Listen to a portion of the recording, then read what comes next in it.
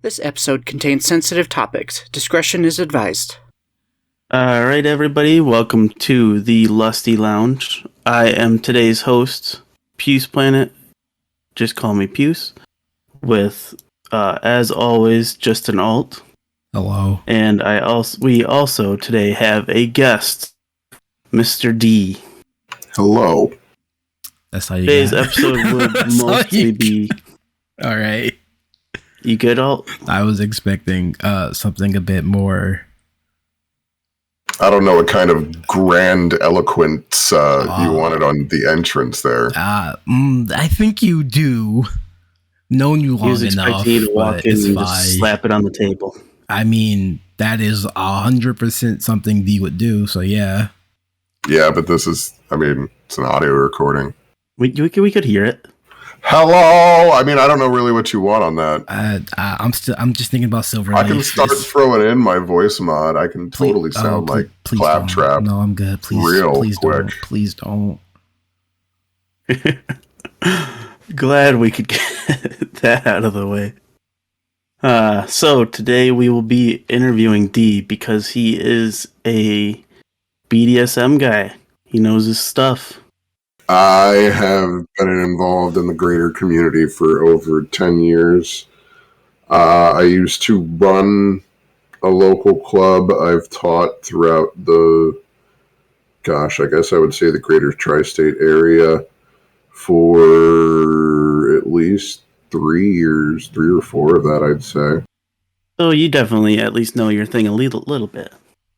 Yeah, I've traveled to a number of states. I've hung out with presenters, in close personal friendships with people that have taught television shows on the subject, and done some very interesting things in a variety of states with people. That's a very PG way of explaining yourself. I've gotten used to it. You don't have to be PG here, but I also kind of respect not wanting to just name drop things left and right, so fair. Yeah, that was more of like I respect that. I mean, I did abduction crew stuff in Maryland with people.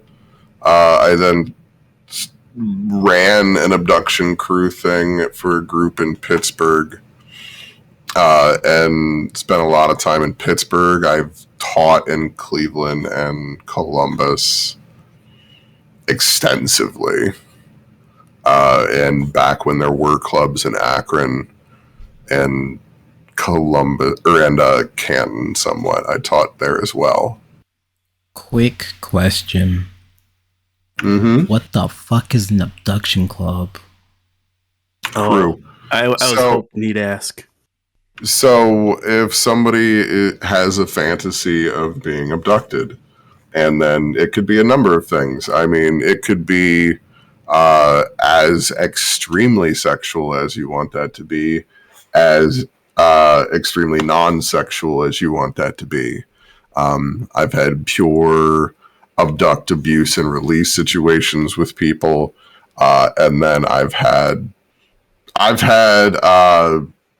capture, abuse, degrade, group fuck, take her out into the woods, pee on her, and release her. Well, when I'm setting them up by myself, I usually run a Google Doc. I could actually send you my Google Doc. Do it, you want. But I have a Google form for this that I send to people. And there's questionnaires. So if I'm running it at an event, then it would be a question of, do you want this to be completely secretive? So do you want somebody else to be finalizing the negotiations for you so that you don't know when and where it's happening? And then there's if you don't care about that and you just, you're doing it 100% by yourself, or maybe it's just you and me negotiating this on our own.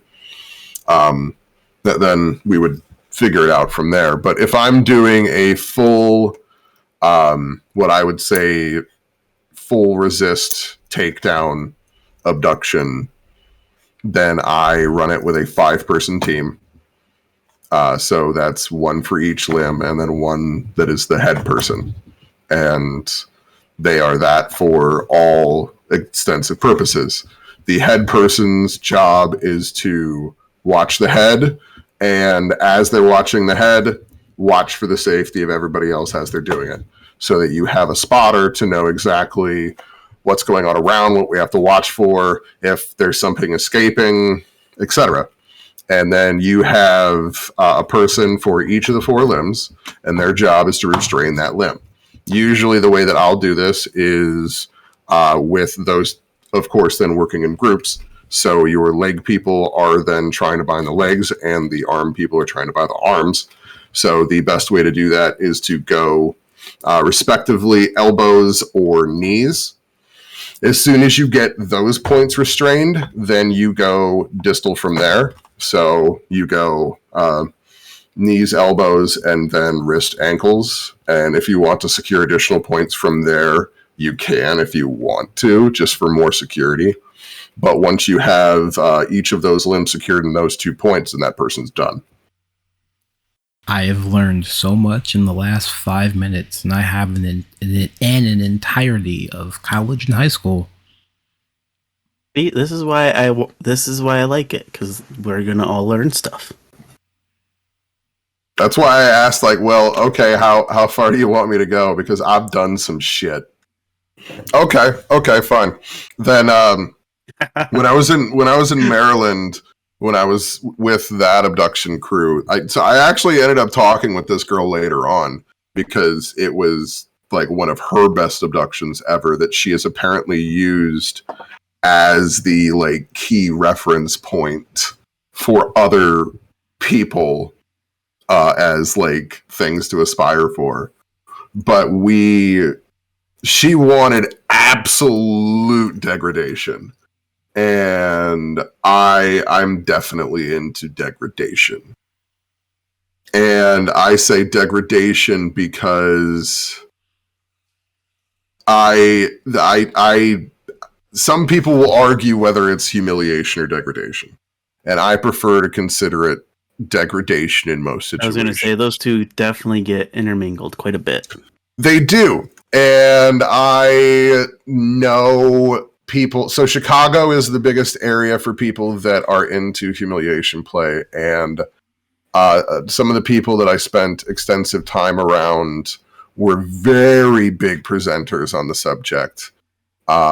In case and there was lots of clown play and clown sex and clown gangbangs.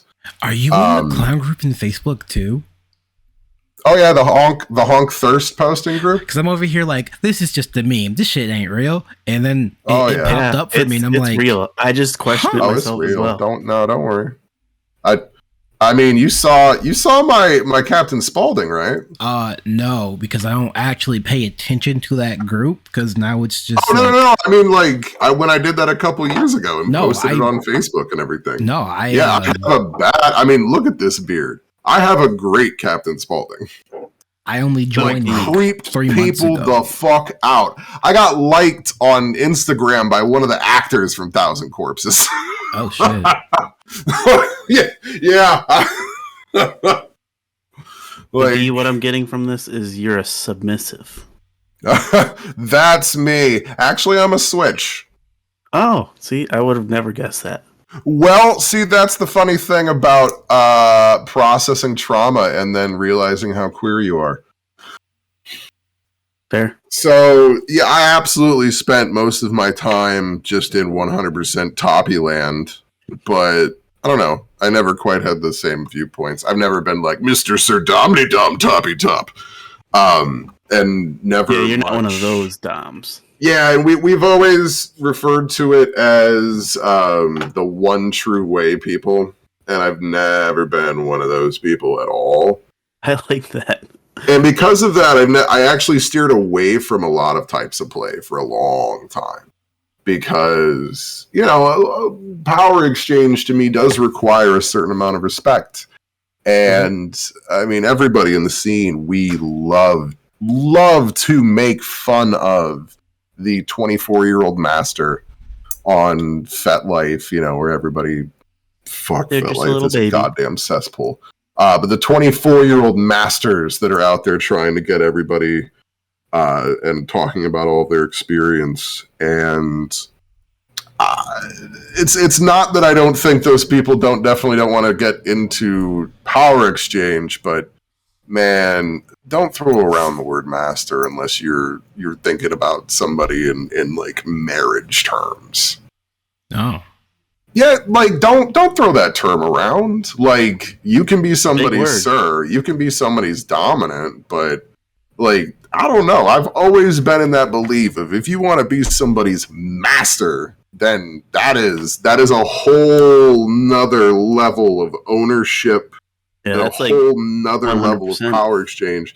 Well, see, it doesn't have to be 100%. That is the thing that I always try and make sure that people don't think. You can always negotiate what is and what isn't, because you should never, ever, ever think that because you are going into even a dungeon that you have to act like you are this fucking role all the time. My partner now ex-partner, but super, we're besties. That got me into everything. She even said that the first time that she went to a club, she thought it was basically going to be handed off to the next person, and, well, time to blow bang this guy. And what people think happens in clubs is way worse than what happens in clubs 90% of the time. And the other 10 is usually just somebody like me who does something a little bit crazier. Like? So when you say club, what do you mean? Well, all throughout every city, every metropolitan city throughout America, there are some form of BDSM club that you can find, whether you're looking through FetLife groups or you're finding them on, or swingers clubs or something. Because Definitely not a dance club. yes, correct. Because all of these swingers groups, even though that they are very different, usually have some bleed over. There's always some bleed over.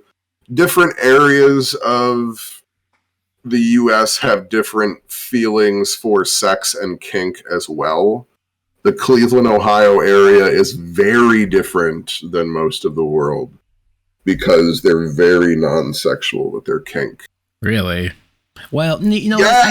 I can see that. Being in Cleveland a few times, yeah. Well, actually, it is heavily influenced by the legality of the major club for the longest time, because that was the club that I was a part of for a little bit. Because they were a public club, they tried to follow by a certain kind of a rule set in their guidelines and corporate institution. So they basically couldn't have sex and membership to not be a brothel. Oh. Yeah, 'cause there's a lot of rules to like distinguish that kind of stuff. Yeah, but there's other ways to get around it. So there's another club now in Cleveland besides this one that I'm talking about that has sex allowed and all kinds of stuff. So there's plenty of room for change, but it's more of, because of traditionally that it being that way for so long, it's kind of ingrained in people's heads from that. All right, so now I have a question I feel like most people would have. Where do you start? How do you find and get into all of this? Honestly, almost everybody starts with FetLife. So FetLife is Facebook for kink. That's all it is. See, I don't think there aren't commercials for FetLife, are there? I feel like if you search, it's the first thing that you run into. Okay, because I've heard that before, but I just kind of tossed it to the side because I'm like, whatever. But I didn't really think of that as an entry point because memes. So, you know. I mean, I'll be honest. It is horrid. Like, there are a lot of problems with FetLife organizationally. It's fair. I mean, shit. Racial problems and just yeah, like there's been. I mean, you got to understand, like this. The certain viewpoint of conservative leaning individuals extends throughout all social media platforms. Doesn't matter if it's a kink platform. I see. All right. Well, let's say someone doesn't want to use FetLife. Where would be a good place to start then? Well, see, that's where it gets difficult. But I think it's important to remember that just like Facebook, you know. Just like on Facebook, you're going to have, you know, that one aunt that you don't really want to talk to, but who you sometimes need to talk to try and get information about something. That's FetLife still.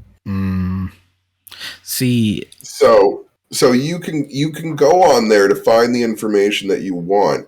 I mean, if you're just trying to if you want to find information just to be able to learn skills for this sort of thing, gosh, let me find it here.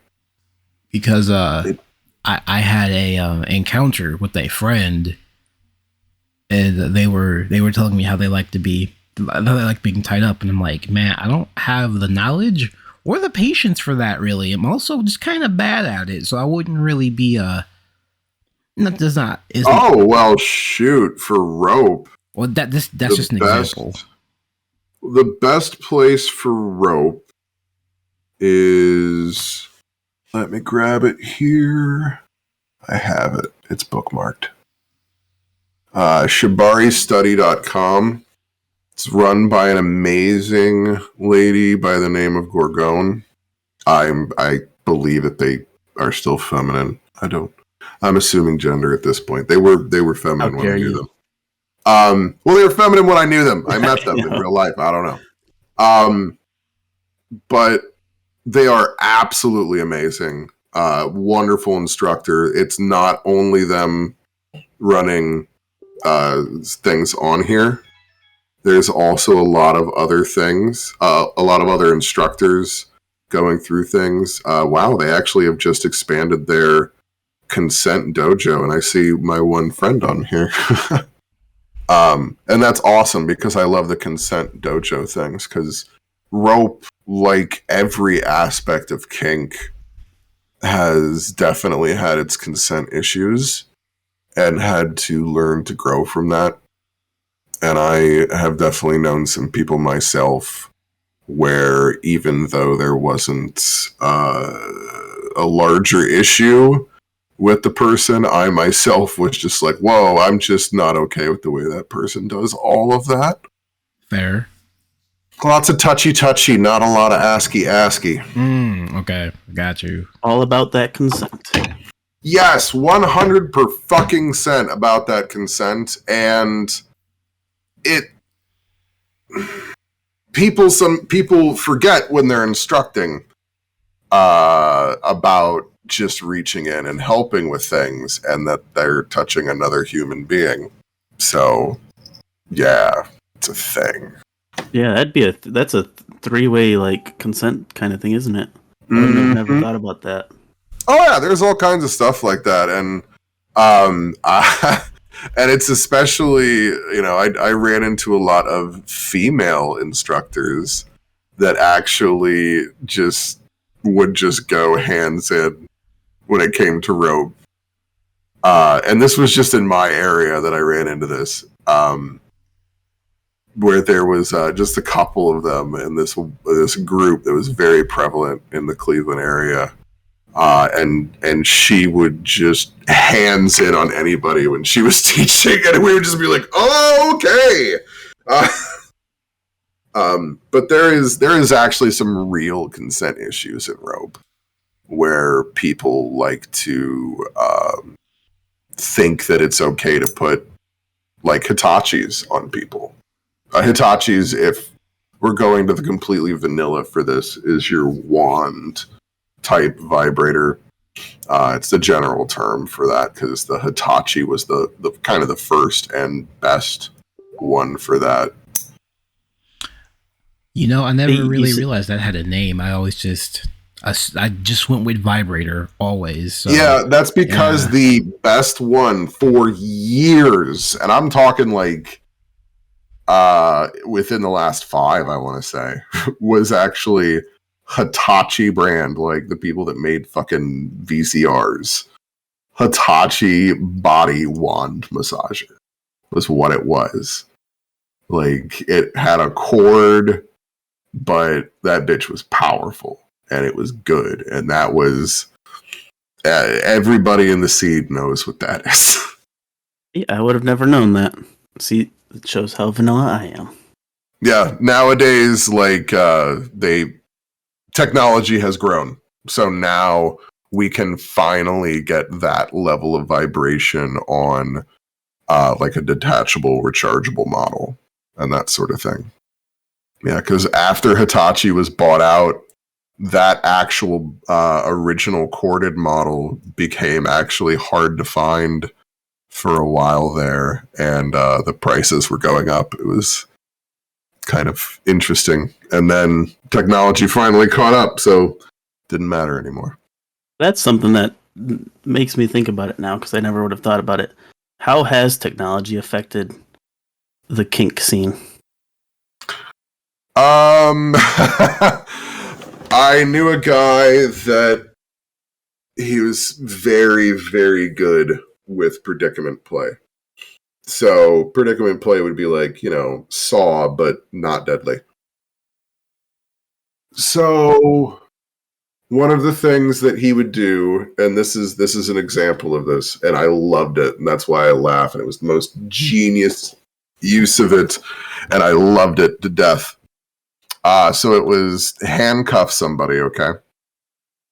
So you've got standard just police handcuffs, you know, short little chain running between the manacles.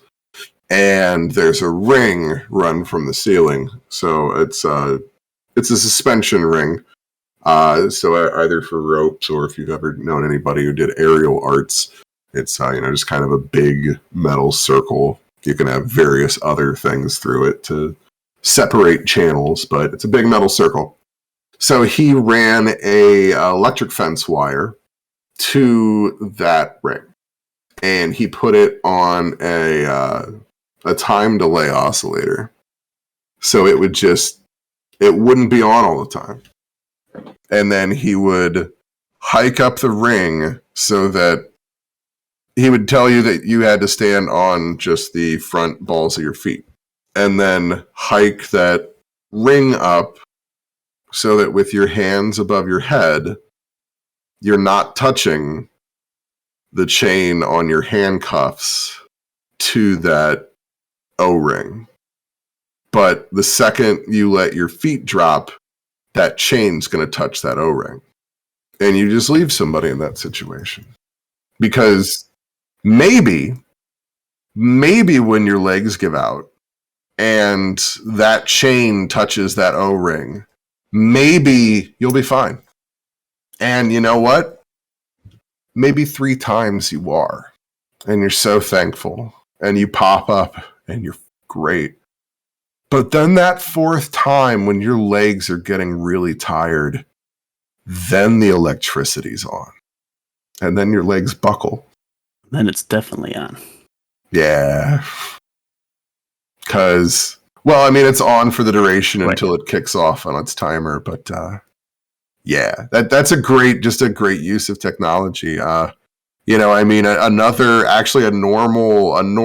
less kinky, but, well, more sexually kinky, I would say, thing that is great for technology is all of the Bluetooth-controlled sex toys that are out there. You know, web camera. Well, yeah, webcam porn. That's what you see all of the webcam porn people with the pink insertable vibrators. Those are all made by the Lovins team, and they make a line of toys for all types of sexual organs there. And not only are people able to do things like what you see on the webcams, but you can also share links with those. So the ability to have remote play with people is possible in that way. So you just mentioned something that I don't think a lot of people ever connect the dots with. You said What do you mean? kink and sexual as almost two separate terms, and a lot of people probably associate them too closely.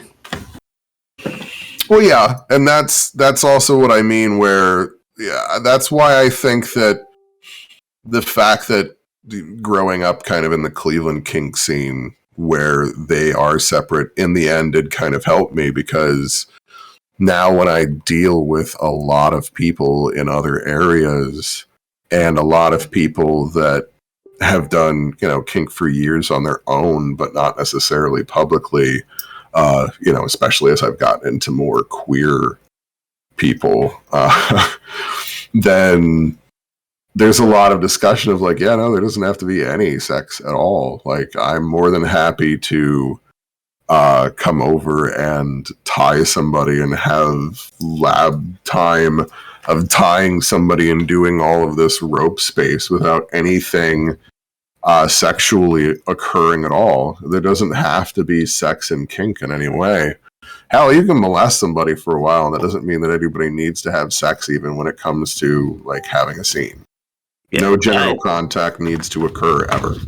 I only just realized that recently that it doesn't have to be sexual. So when I found that out, I was like, seems so bizarre. But now I'm just it makes sense.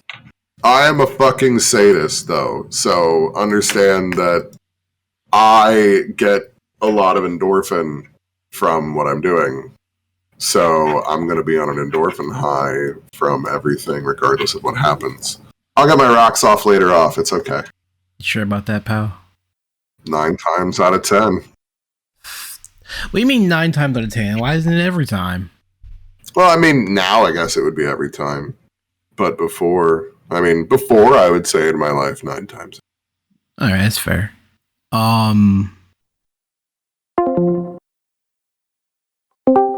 And we're back. Sorry about that. I guess Discord disconnected. How is COVID affecting all of this? Well, that is actually where all of the technology toys have really gained popularity, like the Lovins toys series. Lovins they mostly got their popularity by cam models. If anybody watches any kind of cam porn, which, let's be honest, there's probably most of you, then I'm sure you've seen the little pink, just insertable vibrator with kind of the antenna coming out that pretty much all cam models will use for tips. That's Lovins. I never associated that with a brand. It's just that's the thing they use. I never put that together. Yep. So that's Lovins. They are a remote. It's LOVNSE, I believe. They have their own app and an entire evolving system for it. There's an entire online community for these toys, and they have both sexual body part type of toys, and all of their toys have at least one way of being controllable, like the pink toy where it's a vibration. A lot of the other toys will have at least 2 ways of being controlled, whether that is another pulse area or movement or something like that. And you can give somebody else a link to directly control them. So there are a lot of places I've seen online where people will do just blind link sharing. Where people will just share a link and somebody will effectively blindly get them off, as I've termed it, your electronic glory hole. Just send the link, go to work, and have some fun. I mean, or on your break. I mean, as long as somebody was there, it's very possible. But there's also like an entire community that builds basically programs that you can run for your toy that will then control all of those vibration and pulse movement points to help go from there. But that's just one example. I mean, I don't know if I'm sure it did hit a little bit of vanilla news as well, but there was a company that made electronic cock cages that got into a lot of trouble because they didn't secure it. Yeah, some guy They didn't supposedly have got web his security. hacked or something. Although that Yep. turned out to be BS or something, I guess. It wasn't. It was BS that it was happening. It was not BS that it could happen, because in the like one case or like handful of cases that it happened, it was actually like a misfire essentially, which made them realize that there was a much bigger problem. That's interesting. Yeah. So like that's a perfect example. That is a toy that is able to be used with full internet usage for as long of a distance as possible. Like everybody else, Kinksters are doing online video chats, munches. Oh, I forget. Munches are a thing that apparently is not as familiar as a term with people outside of the scene. I thought you 'Cause said lunches, and I was apparently like, is the they term eat that while they do kink? No. Well, no. exactly. And that's what I forget that. All right, Would so you go like ahead and to- explain that. Sure, yeah. So what a munch is like usually you'll have a group or like sometimes it's the different clubhouses or whatever. They'll have a munch, and what it is it's you go together to a public place. So it can be like a coffee place, it can be like a Denny's, whatever, and you get together and you just talk, but no kink happens. It's basically kind of like it's basically the second step after FetLife, which again is FetLife is kind of terrible. It's like a 90s website that has not evolved. But Yep. the munches are where you go to actually like meet in person, and a lot of times that's where you go to find a sponsor. You generally will need, at least in my area in Utah, you will need a sponsor to be able to go to one of these like clubs or different events, because we don't just want everybody willy-nilly coming in. We want to have some sort of vetting process. And so you have to get to know someone, and they have to basically trust you enough to say, okay, yeah, I will give you the address, I'll give you the details, and then that person becomes responsible for them. But yeah, a munch is basically just a gathering to get to know each other and to kind of introduce people, and sometimes just to hang out. And I think that actually points out something very important too about the scene that I don't think to talk about. Just because in my area and a lot of the clubs that I've gone to, they have actually been registered nonprofits and registered businesses. So in that situation, they don't have a vetting process. But this is a perfect example where there are different things throughout the country and in different areas. So it's important to remember that people are going to have different experiences, because the vetting process is very, very stereotypical for a private organization, because it is just people having it usually in somebody's home, and they're vetting people to let them literally into their homes and to be safe on that level with them. That you want to be able to control people who you're letting in. Whereas with the ones that are nonprofits and businesses and everything, they have kind of more of an obligation to let people in the door, especially the nonprofits. They actually can't just not let people in the door unless they're, a banned person or something. Yeah, absolutely. Because when it's the more private thing, like you're becoming liable for anything that's happening there to the people who are there. So, like, if you're not vetting people, you could let some. The sad reality is, like, you could accidentally let some sexual abuser or sexual predator in, and like then you become liable for what happens to the people at your party. That's very true too, because I have seen the clubs that are open learn about them not having stringent enough background checks and things like that at the time. Back before there was a time when not all kink scenes were using sexual offender registered database searches. They weren't doing that appropriately, and it becomes a huge issue when even though you discover that this person hasn't done anything in your scene, you don't know anything about it, but they have a huge bad past, and you realize that you're just discovering it because of the issue of it. How many people haven't you? So that actually brings up a good question. I'm sure a lot of vanilla people and a lot of people, when they think about kinks, think about, like, especially in your line of work, D, sexual predators and abusers and stuff like that, and only people who are truly sick are into kink. How does the kink community deal with sexual abusers and assaults? Do you mind if I say something here first, D? Please go. Okay. So this is from my experience with my area. Honestly, when it comes to dealing with that kind of stuff, it's usually on paper, no exception, like no tolerance. Like, you've done something, you're banned, you're blacklisted from not only like that club but all the local clubs. But in reality, like, a lot of times it comes down to kind of politics and like, oh, well, these people know this person better, so they're still allowing them at the club.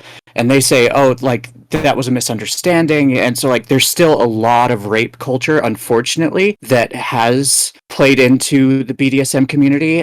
Because I know in our area, we've had issues where, like, they're finally starting to get more resolved because of just more people standing up and like kind of fighting against it. But like, we have kind of a general overall community that runs from San Francisco to Utah and like Vegas and stuff.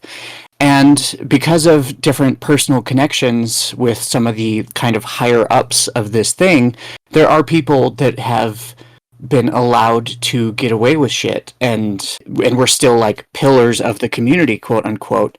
And it's hard because you have these people in power that are the ones that like making decisions, and so when they're backing these people that have done these bad things, nobody can really do anything about it. So that's the shitty thing about BDSM, is it's not entirely free from the same bullshit as real life. We'd like to think we're better, and we try to be better because we have all this consent stuff, but there are still people in charge of things, and so there still ends up being flaws. So you still have to be very careful yourself and make sure that like you are protecting yourself as well as you can. You don't just go in trusting, oh, this place is going to keep me safe. Like, that's ideal.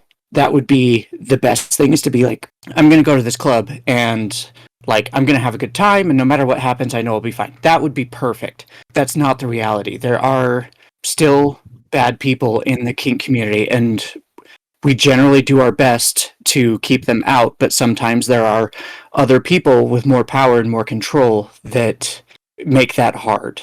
So I'm gonna do my best to make this brief, and you're gonna have to probably cut me off because this is a very, very, very, very deep subject for me. I have a very, very educated opinion on this matter as somebody who did run an organization and who did deal with this in every way I could. Everything that you're saying is absolutely the truth. And the flaw is the binary thinking of it.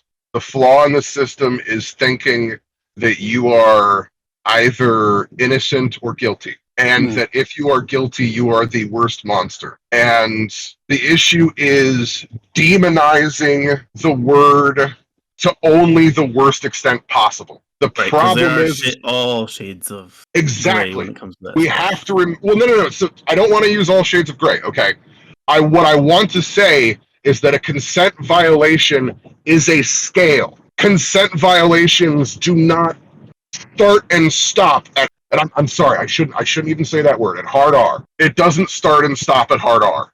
People need to face the fact that you should have the same comfort and support coming forward for either side to tell the story. If it's as simple as in a scene you touch somebody's chest and they absolutely did not want that. That doesn't mean you should be banned from a club. Right. It absolutely means you need to have something happen. And the issue is we are only judging consent violations by the response to the hard R. We need to be able to respond to it as a scale. And we need to face that saying fact. scale, not gray. One important thing that I want to point out here is the reason why this is good. The reason why this needs to happen is because, and I've researched into this as well, there is a hard psychological effect to being forced isolated. And in some of these scenes, when it is a negative political situations, somebody will be banned for literally the example I gave you. And because the entire viewpoint of the scene is that if you have a consent violation, then you can't question it, you can't do anything. There's a fear about any level of accusation. And that's why people fight so much to defend each other. And that's why every club ends up as this little circle of people just having each other's back. And if we instead look at this and remove the fear from either side of the equation, then we have transformative justice and we can come together. Do you guys have I don't know how far spread the Consent Academy is, but do you guys have the Consent Academy out there? Are you talking about Great Answers Consent Academy? I'm not sure. It's a group that like they've been going around and they talk about consent violations and like restorative justice and that kind of stuff. I don't know for sure. That could be the group that was created by Great Answer initially. It could not. That sounds fantastic. If not. Okay. I'm not entirely sure. Not that I don't have a problem with Great Answers group either. I don't think that they were. I haven't heard of them doing anything in years. That's actually why I was wondering. But no, that sounds fantastic, and we don't have that here. And that I have been the sole silent voice for about 5 to 6 years ever since I've been educated on this. Oh wow. Telling it to every single community leader that I meet, and it's too difficult of a concept for people to understand. And until they can understand kind of the terms that I'm saying here for it, it doesn't make a lot of sense. But we have to be able to stigmatize both fears. You have to have just as much trust in making an accusation as being accused. So yeah, that's one of the things that we're working on changing out here is that like, kind of starting like it's kind of this weird place because the reality is none of us, like at least in our society, in our like group, sorry, not society, but our group, have the actual training and anything to really deal with it. So, we're doing the best we can because we don't have a panel of like therapists and that to come down and deal with every consent violation. But we're working to basically have these panels now in our community that are like they will take any situation because it can be something where somebody commits a consent violation and like you said like goes and touches somebody and the other person's uncomfortable and that other person's so uncomfortable they're not even comfortable enough to tell the person and so like this person has no idea they even did something and it's like yeah it's still a consent violation, still needs to be taken seriously, but like the person who didn't realize they had made that error, like they should not be treated as somebody who has done, hard R. So I agree. It is definitely a scale, and that's something that we are trying to work on in our community. And I think that's kind of why some of these higher ups that are like, oh well, this for that, like you took care of me, I'll take care of you, like exactly is starting to go away because people are starting to be like, yeah, no, that's not how this is going to play anymore. And actually, the perfect example for that is I don't know if you're involved in the rope community. Only a little bit. Like we have a branch of Hitchin' Bitches out here, and I know Midori comes out here every now and then, and we have some other big rope people. But I got you. Every area usually has at least one person. I am actually, I came from a predominant rope house for a while.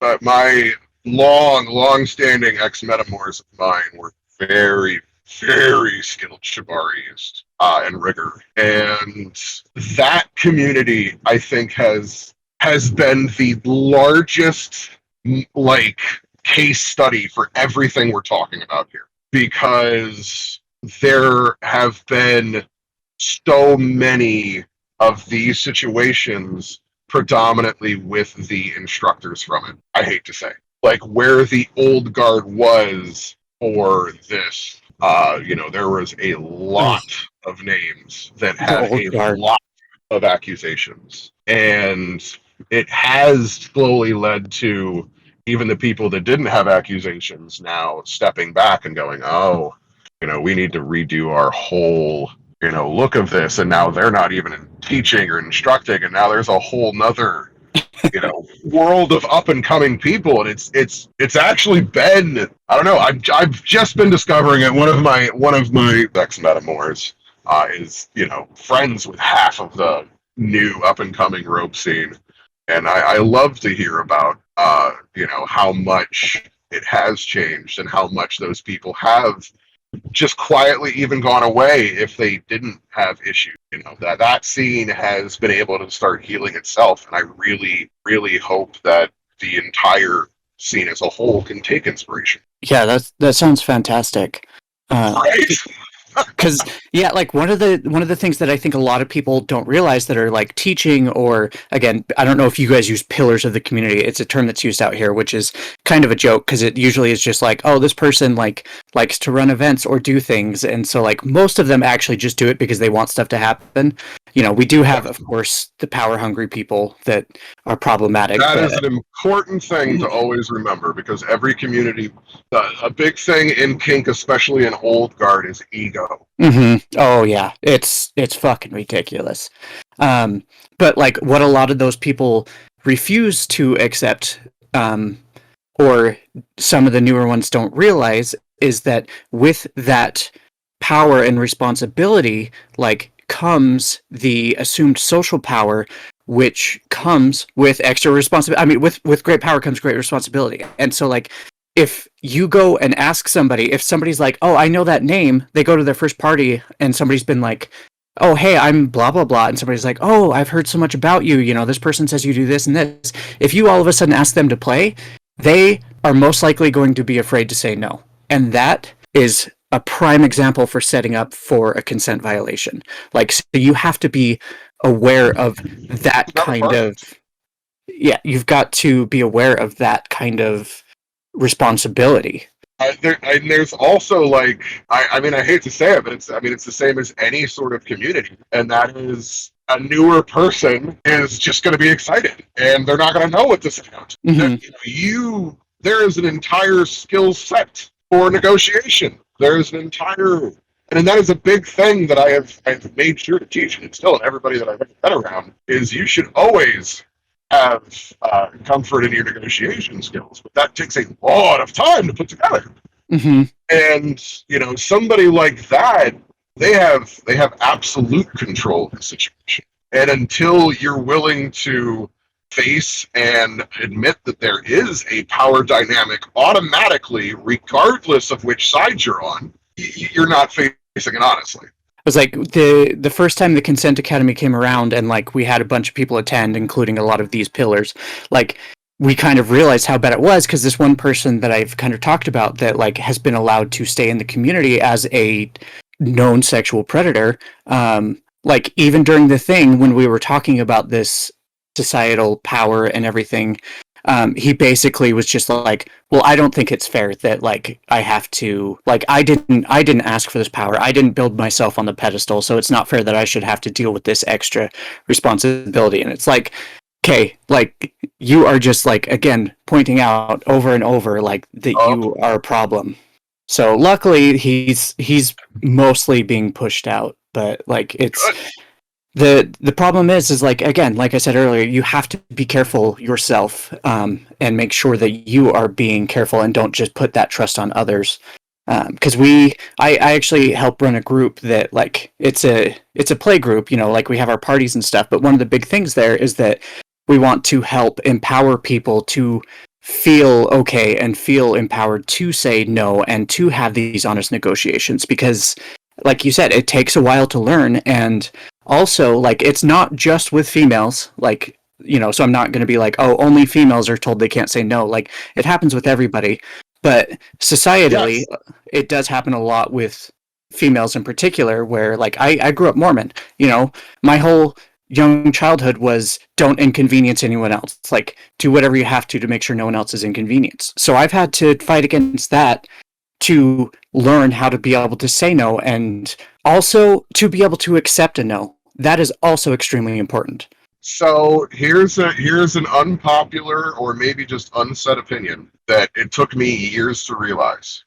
For 8 years of being in the scene and negotiating, I realized that I was only negotiating what I was allowed to do.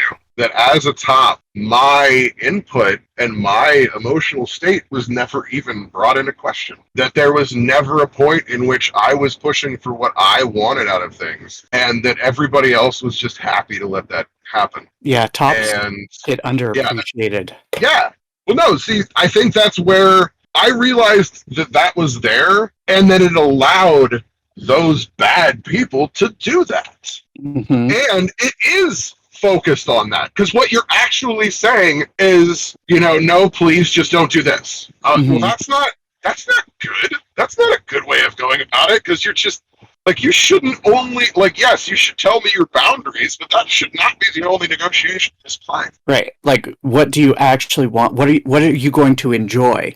Like, what are you not going to enjoy? And I will do whatever the fuck I want, which, you know, sometimes works. Exactly. But yeah, like, also as the top, like, yeah, oh, you know, like, if somebody's just like, I want you to flog me, and the top's like, sure, I know how to flog, but, like, they don't necessarily enjoy it, like, the top's not going to get much out of the scene, and then, honestly, the bottom probably won't get much out of it either. Like, the best scenes come when both people have that energy and are getting the most out of it. Yes. Also, hashtag tops need aftercare, too. Oh my god. So important thing. Again, I do big fucked up play. When I'm doing extreme play, so abductions, interrogations, mental break play, I insist on having aftercare myself. I absolutely insist on it. That's So I will definitely something fucking needed cry. for both sides. Yeah, you're Yes. like destroying somebody during play, like, that Yes. takes a toll on you, too. Unless you're a Please, complete please tell me you psychopath. don't actually think I'm a monster. Please, please, please tell me this. I need that. See, you Yeah. may be a big, strong man, but you are a strong, cuddly bear. Don't worry. I am. Yeah, it's tops are, yeah, just underappreciated so much in so many ways. But it's Yes. also because they're not. Aftercare. We don't know to advocate for ourselves. That's the Right. whole thing. It's just Right. it's how it's being taught. It needs to just all transform. And I am very happy to hear that transformative justice is starting to take kind of a push for that. And there's one thing that I actually want to tell you that is a push for pillars of the community that is a part of transformative justice. And it's something that I did for a period of time as well. If you were a pillar of justice, the thing that you should face and do yourself is you need to pick just a couple people, at least two people that are not in a relationship with you, are not connected in that way, that you trust to give you an honest opinion. And you put their name out there so that if anybody does not feel comfortable coming to you with anything that you've done, they can come to them. I love that, because, yeah, again, like, with the kind of current setup that we have that is hopefully going away, it's just like, oh, well, you want to go higher? Oh, well, it just so happens the person at the top is the one who, you know, let this happen, so good luck. Yes, but that's the thing. Doing it this way is also a way to do it even just for yourself. It's a way to even just have personal review. Like, hey, you were kind of a dick. You know, hey, this person came to me. they were really fucking offended by what you said. It doesn't have to even be consent. It can just be being a better person because you are a pillar of community and have an ego and have been doing this for 12 years and have been, whatever. It doesn't matter. Being able to have a trusted group is there for you too. Yeah. That's an excellent point. I love that. Also, the amount of times I've heard I didn't ask to be put on this pillar makes me want to throw up. It's like, oh really? Then you really rode that convincingly. Yeah, right. All right, so you mentioned aftercare. Let's move into that part of the conversation. I know at least people like you two are probably veterans and know exactly what aftercare is and how to treat it and stuff. But explain it for the newbies. What is aftercare and when it should be done and how it should be done? Aftercare should be a negotiated thing, just like every other part of your scene. Mm-hmm. I will immediately state that because honestly, there are some people out there that they don't want that aftercare, or maybe this is pickup play and they're not comfortable because they do want to be cuddled and held, and they don't want that from you. Right. So it's important to negotiate that because all of this is really just about setting equal expectations. So being able to do that and go through that and know what you're facing at the end of it so that it's not traumatic for either one of you is important. Yeah, so aftercare definitely is on a scale as well. What is aftercare? So aftercare can be anything after a scene that helps to return you to a normal functioning human Your being. baseline. Yeah. Yes. It can be as simple as bringing somebody a cup of water and a snack. Or it can be fucking right in the fucking space right there. It could be anything. It's different for every person. Yeah, like sex, intercourse can be aftercare. Like different people have all sorts of different things. Like a lot of times aftercare is just perceived as just like, oh, okay, yeah, now we're going to take time to cuddle and relax and lay in blankets, and it's like that's not what it is for everyone. Yes, exactly. And that's why it's important to remember that just like everything else, we need to not try and just compartmentalize everything and put everything by label. Yeah, and I fully agree that it should be a part of the original negotiations, because you do get a lot of people that will have the scene and then all of a sudden they're like aftercare and they're like, oh, I love cuddles, and the other person's like, okay, but I don't cuddle, and so it's like you need to have negotiated that before. So it's like, okay, you need cuddles, well, let's find you someone who is willing to cuddle you after, because that's not something I can provide. Exactly, and that usually works great. I have definitely been a part of that, where it was, my partner at the time was. My first interrogation was me actually learning it from a metamor who was teaching a class on it. And in that situation, it was understood that I was starting the aftercare because they were teaching a class.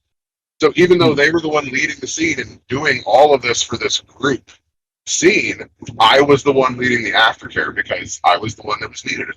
So aftercare doesn't have to be just for kinks. It can be for the vanilla couples. It can be for any scenario. It should be. Yeah, and also for tops and bottoms. Yes, because it's reconnecting. It's putting yourself back at your base, like reconnecting if it's somebody that you want to connect with. It's that baseline of just really restoring your mental health. I mean, and being able to bring your endorphins down a little bit so you don't run off and make a mistake being too eager to do something with somebody else. Then also, another important aspect of aftercare that should be negotiated is if you're doing a big scene, because I don't necessarily consider this, and I don't mean this.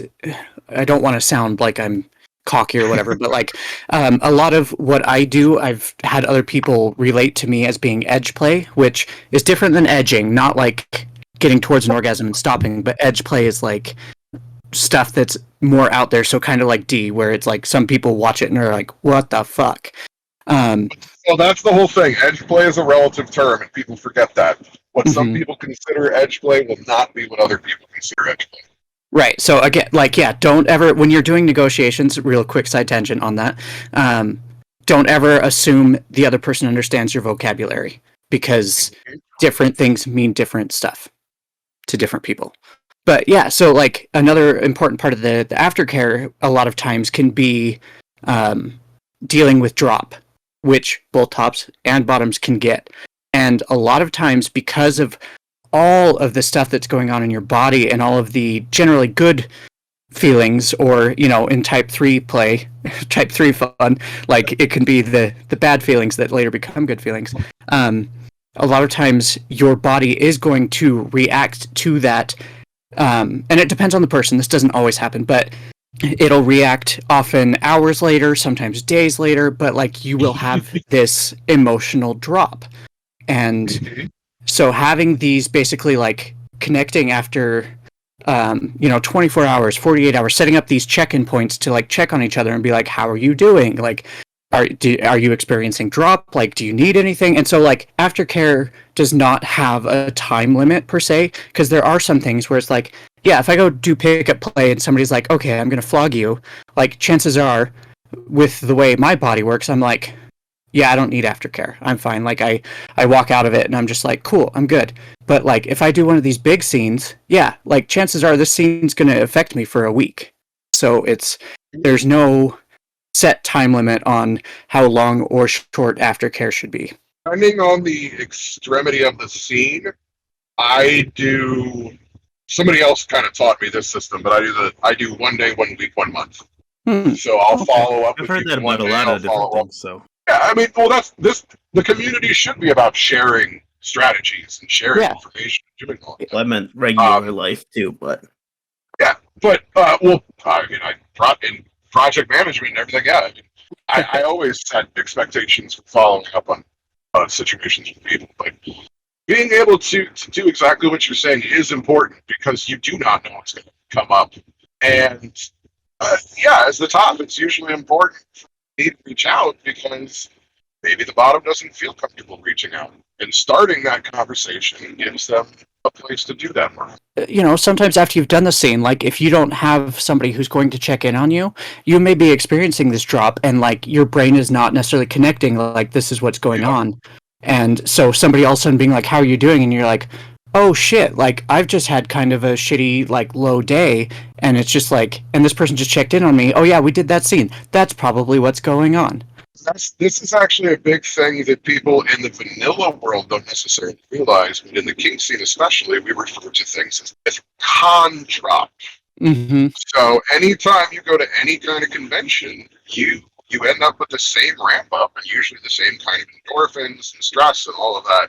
And I mean, with kink conventions, it gets, of course, magnified, because you can effectively be living in a kink mecca for, with Dark Odyssey events a week, and just be living naked in the woods doing debauchery the whole time. And then you come back to the world and you get mentally health wrecked for a couple days. And that's what we call con drop, because it's just a general catch-all. It's not even associated with one scene or one situation. You may have done no scenes and still have a huge emotional response. is that what normies refer to as con flu? No, con flu is different. Con flu is people getting colds. Okay, Con totally flu is different. Okay. that, like you're packing so many people together, everybody's going to get what everybody has. But yeah, con drop is like you go, and whether you cosplay or not, you're in this huge group of people that all share these same excitements and the same high energy that you do, and you're in it for like so it's more a whole weekend or more, and then it's an energy thing. As a convention person, we call it post-con depression. Just a general catch-all. Yep. Gotcha. Okay. Yeah, we've in the scene, it's con drop, and if you ever hear people in a anime convention scene saying con drop, they're probably kicking. I mean, I feel like con drop sounds a lot cooler than post-con depression. Post-con depression sounds more clinical, but that just sounds too close to postpartum depression for me. So yeah, I'm sticking with con drop just because it sounds nicer. Yeah, I've definitely heard both because like I with my job I travel to a lot of cons and stuff too, so I've definitely heard both, and I agree. Like people who are like con drop usually tend to be the ones who are kinky. That's why the Venn diagram of people that play Dungeons and Dragons, watch anime, and are into BDSM is usually so. I was gonna say and ask, especially with like D&D seeming to pop off in the last few years, has that like D&D community become more vanilla and separate from the kink community, or is that bringing even more newbies into the kink community? I think they've always been kind of separate. Like there is that crossover, but like there's no pressure of like, oh, you play D&D, so you want to come get tied up. You know, it's like it happens for some people, but there are plenty of vanilla people still. This may come as a surprise, but the same people that like to dress up in leather and go to the medieval fair are the same people who like to dress up in leather and go to the BDSM fair too. Okay, Ren Fair is different than D&D. I'm just saying, it's that crossover though. It's those people that want. I mean, it's role playing. Yeah, it is. So I do not at all think that the increase in D&D popularity has led to any sort of increase in BDSM popularity. All that I think that is really two different circles. Mm-hmm. No, it's not that it's two different circles. I think there's still a huge amount of overlap. Right. Well, that's what I meant. Like the circles themselves are growing, but not in relation to each other. I think it's actually more related to the increase in polyamory. Yeah, I would agree. Because of the whole more acceptance movement for that? It's more of the fact that people are able to open up their relationships, it's opening up more people to be able to have the experience in a low-stress environment, and a lot of those people are then playing D&D with their poly circle. Like the amount of jokes of like, oh, I need more partners so that I can have a bigger D&D campaign. It's the joke's there for a reason. I've seen so many people do it. And at the same point in time, I have also seen dungeons do kinky and geeky and kinky groups. So they'll have board game nights. And you can find different rule sets and mods and stuff for basically any of the major things like Pathfinder or D&D 5e that include kink or sex or different things like that to make them... We don't talk about that second ed book. No? Pathfinder 2.0? Oh, no. D&D second edition. Oh, no, 5e. 5e. No, if you ever want to go down the rabbit hole, there was a second edition D&D book put out. I don't think it was official. I don't remember, but it had magical STDs. It had magical sex toys. I've seen it. It is horrible, but funny. So at the end of the day, what you want to tell the community is, just because your friend plays D&D doesn't necessarily mean they like to also role play in the bedroom. Right. One thing that is super important, and I think like this hopefully will spread out from polyamory, from the kink community, is like the importance of consent and communication. Yes. Communication is so fucking important. That's the thing. A lot of communication and a lot of polyamory podcasts and everything do talk about is they've started expanding to say, hey, this isn't just polyamory. This isn't just us. Everybody can use these skills. Mm-hmm. And open and honest communication, which takes time to be able to do because a lot of things are ingrained in us as children. Society has a lot of bullshit. So it takes time to get there. So don't if you're oh, I have a really hard time talking about my feelings or whatever, don't feel bad. Just keep at it, keep working on it. And one thing too that my ADD brain, before I forget it, don't let anyone gatekeep you when it comes to your personal growth or the kink community. If you are just oh, I'm pretty vanilla, but I like being tied up or handcuffed, those things are becoming technically a little more vanilla than they are kinky, but it's still kinky, and you can still be okay, yeah, I'm kinky. Don't let someone be I call that French vanilla. Yeah. French vanilla. I like that. So it's don't let somebody make you feel bad because you're not into it more and you're still but I am kinky, that's kinky for me. Don't let people gatekeep you. Dee, if I might ask a question, because again, I kind of talked about this not on the recording, but like out my way, we don't really have these abduction groups, and like I was saying, that like is one of my biggest fantasies.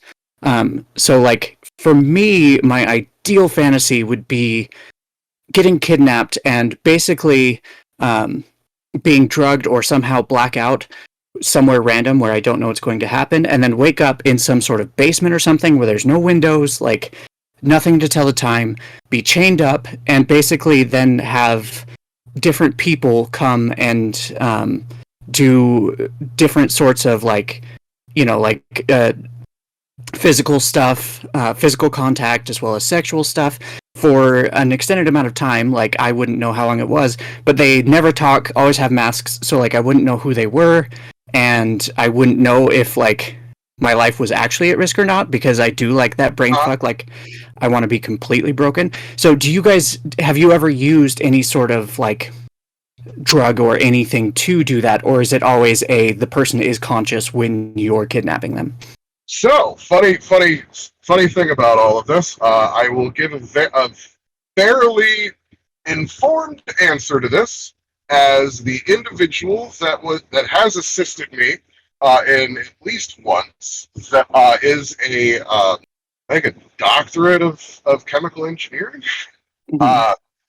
and was very, very honest with, yes, I can make chloroform if you really want it, but I absolutely have never and probably will never do anything that is capable of involving anything like that, because there is no safe way of knowing.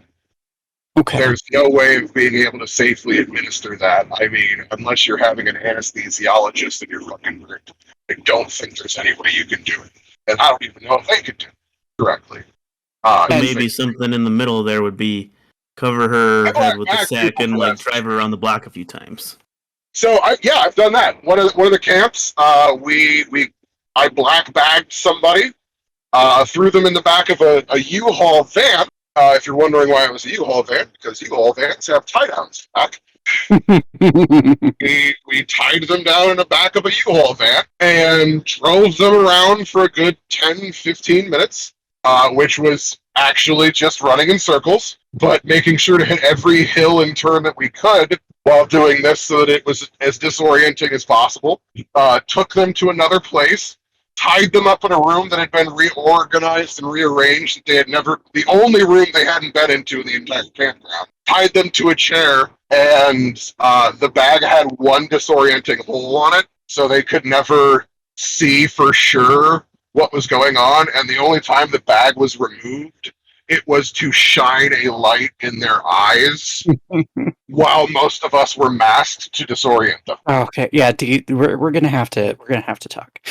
I have lots of mental tricks, because the whole thing about interrogation is you don't do anything that is actually that extreme. It's all about mentally unbalancing somebody. Once you have somebody mentally unbalanced, you can do whatever you want with them. I have abducted and tortured somebody who was an ex-POW. Oh wow. Oh wow. Who had experience with this and very real triggers. And they were very good about their communication and exactly how those triggers could and could not be used, and how they wanted them to and to not be used. And I was able to skirt the line of that trigger and mentally unbalance them in a completely negotiated way. And it worked beautifully for them. But that is the key of negotiation. Hey, look at that. We negotiated a little bit right here. Top got a little bit of input, the bottom got a little bit of input. Yeah. One thing that actually made me think of, well, two things. First is like one thing that Dee has been very clear on, and I want to be very clear on as well, is even with this more extreme play that like we both seem to do, one of the biggest things that's taken into factor is safety. Like you can still do these extreme things and these fucked up things, but like you still have safety measures in place, because at the end of the day, you don't want to actually fuck anybody up mentally or physically for like permanently. Like you've got to be careful. You've got to have these different Yeah, measures talk in about place. rack. Yeah, yeah. And then the other thing that, like, this could be an entire topic on itself, but I do want to mention it, is that there are a lot of people that actually are able to process trauma and grow from, and start to heal using BDSM. Mm-hmm. But that, like, I'm not an expert on it, and I don't think there are necessarily any experts yet, because it is like it's kind of like the whole Hitachi thing. It's like, oh, it has to do with sex, so like we can't touch it or we won't get money or funding, and so, like, there are no official scientists or organizations that are researching it. But I know plenty of people that have been able to work through deep-seated trauma with different things they've done in kink. All right, let's call that a wrap for the day, folks. Just to wrap up, audience, we'd just like to remind everybody after this: treat yourself well, get some nice aftercare, say some good words to yourself, get a hug from your partners. D, any final words for the night? Communication, open and honestly, is the key to being able to successfully do anything in life with another person. BDSM is no different than any other thing that you would do.